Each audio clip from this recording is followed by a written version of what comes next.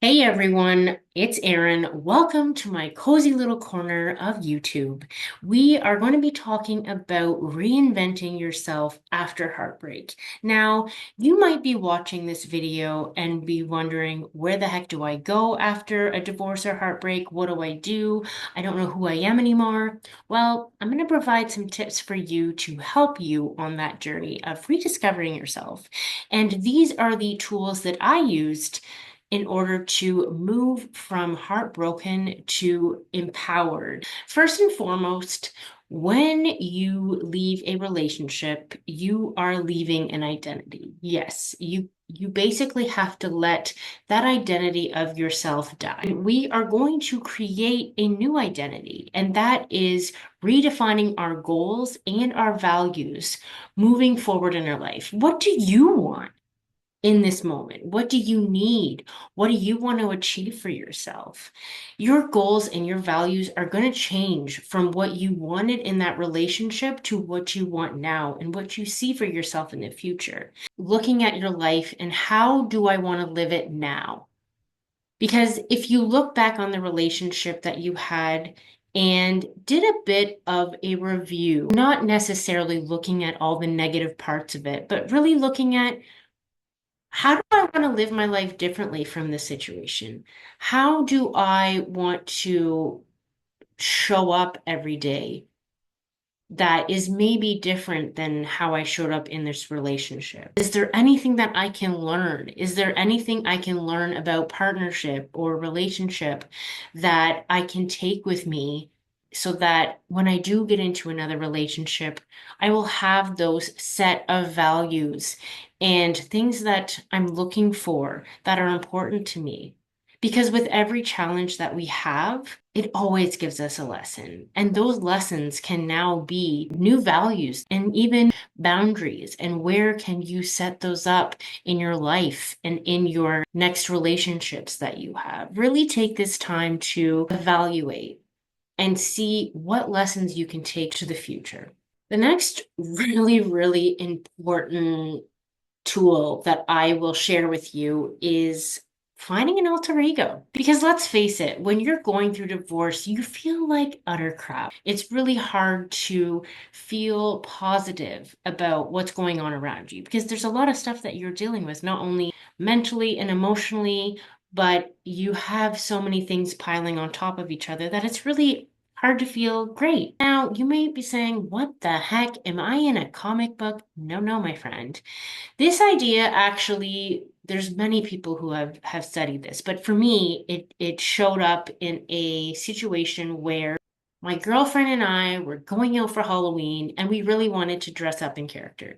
So I had been doing some tossing and turning and thinking of ideas, and the one thing that came up was Tomb Raider. She has always been an inspiration for me, had this confident vibe. She was strong, she was beautiful, she was raiding tombs, she was fighting bad guys, doing all the things.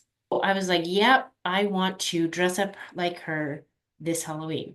So I did. I had all of the gear. I had the fake guns. I had the braid actually like this. I put everything on, and there was this incredible confidence that came over my body when I put this outfit on. I felt inspired. I felt empowered.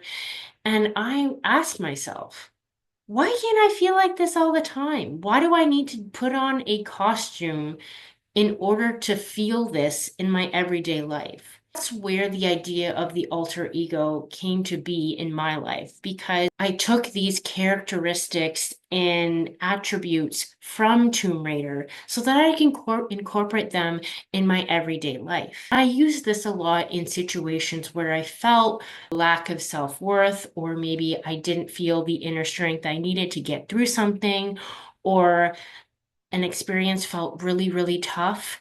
I would hone in on these characteristics of the empowerment and the strength that I got from Tomb Raider in order to move through these situations. That was hugely helpful to me. And this can be anyone from someone you look up to, or it can be a cartoon character, a video game character, or someone in real life, just someone that you look up to that embodies these characteristics that you'd like to bring into your life to give you more strength. Using that alter ego to pick myself up when I wasn't feeling great, or giving me confidence in certain situations where I needed it. That alter ego helped me move out of those painful moments, giving me strength to get through them. And the last thing that I want to say really, really helped was finding my personal joy. Now, a lot of people that I've spoke with don't even know what their joy feels like. They don't know what makes them happy. I suggest you start there first because your happiness and your joy is super important in moving through those hard times in your healing process. They're the parts that really do give you hope. So, what are those things that you feel give you joy? And if you don't know, start experimenting, start looking at things that inspire you. Take a few moments of your day to start planning that, to start implementing that into your schedule. So that way you have something to look forward to every day. And it doesn't need to be big. It could be just taking 15 minutes to drink a coffee in the morning without anyone bothering you in silence. Or maybe that's reading before bed for an hour, or dancing in your kitchen for a few moments just to shake out all the negative vibes. Whatever that is for you, you need to find it and start bringing that into your life. That's really going to help you move through the process and start rebuilding that life you're happy about and you're proud of. And you can start fully putting yourself into situations. You can build that confidence, build that strength so that you can start living your life more fully instead of sitting in the suck trying to get by every day. I really, really hope that these tools will help you move through your healing. This is not an easy process. It's not going to happen in a day or in a minute. You're not just going to do something that gives you joy or put on that alter ego and your life is going to change.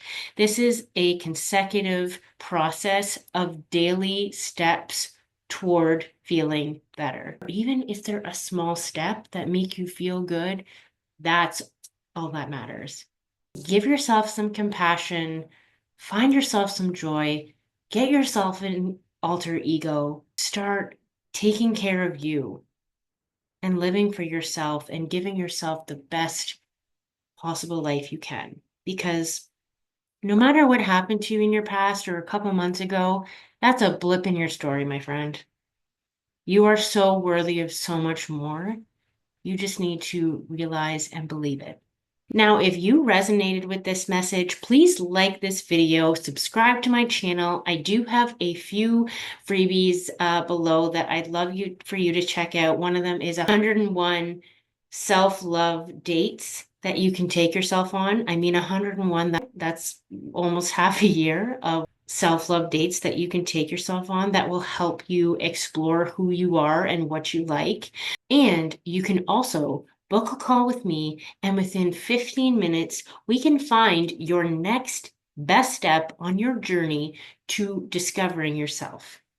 So, wishing everyone well, and I'll see you in the next video.